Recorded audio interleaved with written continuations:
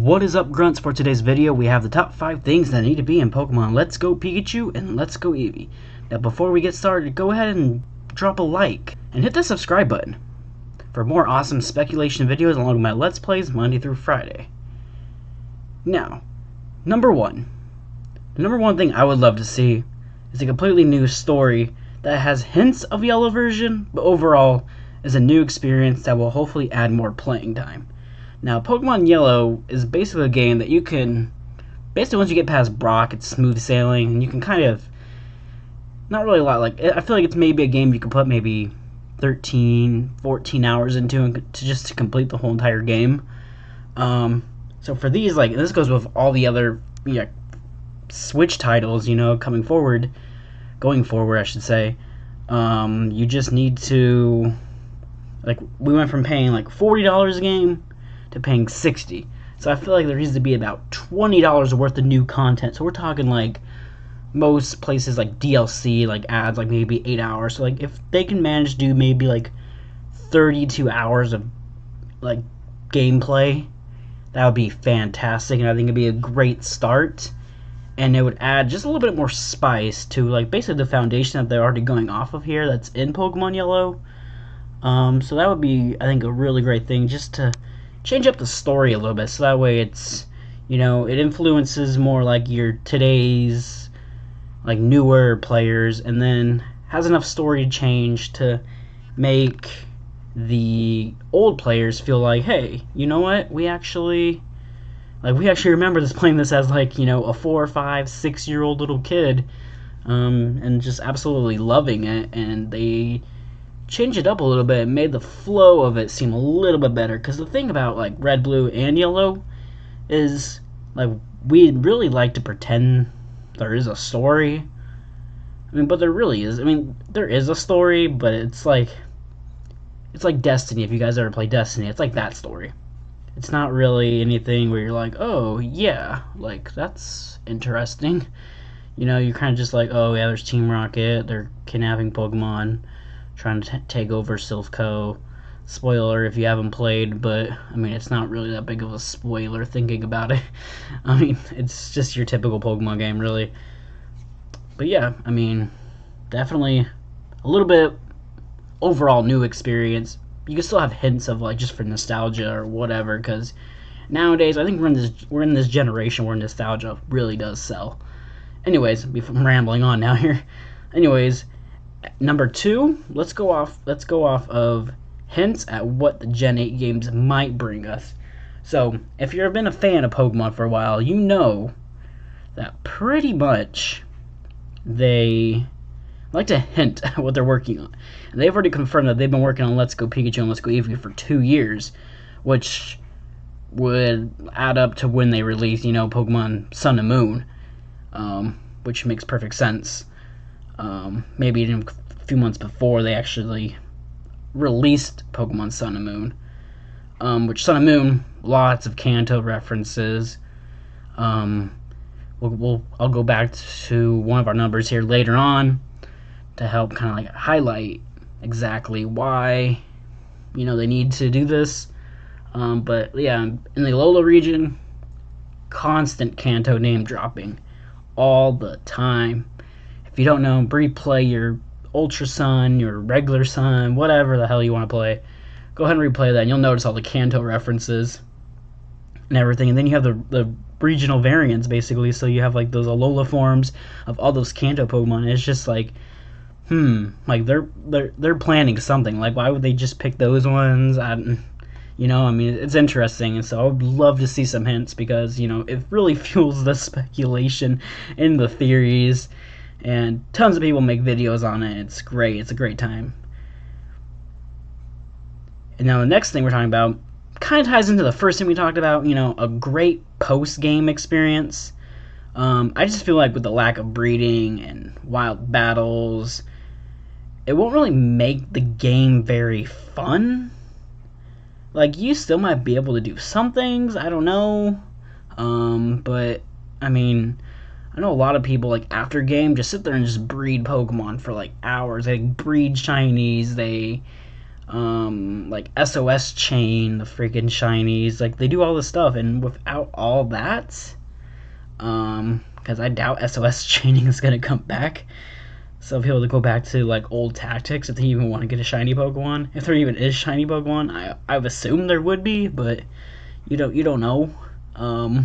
There was no shinies in the original, but I assume they'd have to add shinies into these ones. But I mean, I just feel like without those two things mainly, like there's lots of other stuff too. I mean, I guess like you could battle, but I mean, the casual player like you and I, they're not really into competitive battling. Like I love watching people competitive battle, and I feel like I do learn a lot from that. But I mean, other than that, I don't like they've got to do something. Like I think Alpha Sapphire and Omega Ruby, I think, have like one of the best post games. I think because that Delta episode is freaking badass with Rayquaza and Deoxys. It's freaking awesome. And I guess Sun and Moon, Ultra Beast, but I mean, I think Ultra Sun, Ultra Moon did a little bit better than Sun and Moon. But still not really great. I mean, it's a cool idea, like time, like travel, space warp holes, like I mean, it's interesting. It's good stuff. And then just tying back into that'll go into our fourth thing here. We're talking about a little cameo from Pokemon Sun and Moon. Now, if you guys don't know what I'm talking about Lily. That after basically you stop Lucamine's like whatever the hell she's doing, like combining herself with Ultra Beast or whatever the hell she feels like she's trying to accomplish to try to get her husband back that she feels like disappeared, but he's kind of in Pokemon Pelego, which we find out later, but it's like, well, we don't really know because they never really mention who their freaking father is, but we see them, he's like, oh yeah, hey, I'm doing alright. I mean, I don't know. I mean, but anyways, that little cameo, I'm talking about Lily. She always mentions about, going, I think in both Ultra Sun, Ultra Moon, and in Sun and Moon, she talks about going to Kanto to go meet up with the guy named Bill, which we all know has his little office, because he lives in Goldenrod, which I always thought was weird. He lives in Goldenrod in Johto. We find that out in Gen 2, but he has his office in the Cerulean Cape in like red, blue, and yellow. So I think it'd be kind of cool, and that would also work with Yellow, because Yellow, there's this part where Misty, which we know Misty will probably be the second gym leader, but like she's like hanging out with like her boyfriend or something. She's on a date and she gets all upset that you like ruined her date.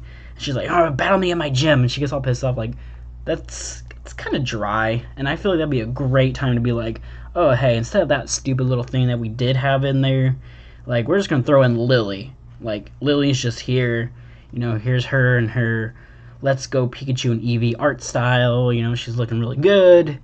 I think that'd be really awesome if they tied in Lily and, like, say, oh, yeah, hey, like, I'm from Alola. Like, they just name drop, like, Alola, so we go, okay. So, the Alola region, and her just kind of, like, maybe have her rant on about, like, Alolan forms.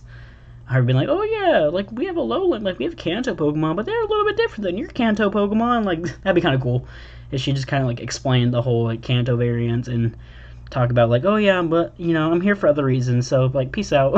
Like that'd be kind of cool if they just did that. And anyways, going into our final thing here is a raid battle system like there is in Pokemon Go for legendary Pokemons. So we all know at this point, if you don't know, then I don't know, God bless you, but you're going to find out now, I guess. So you can't battle wild Pokemon. And if you don't know that now, then you don't know it. But you can't battle wild Pokemon.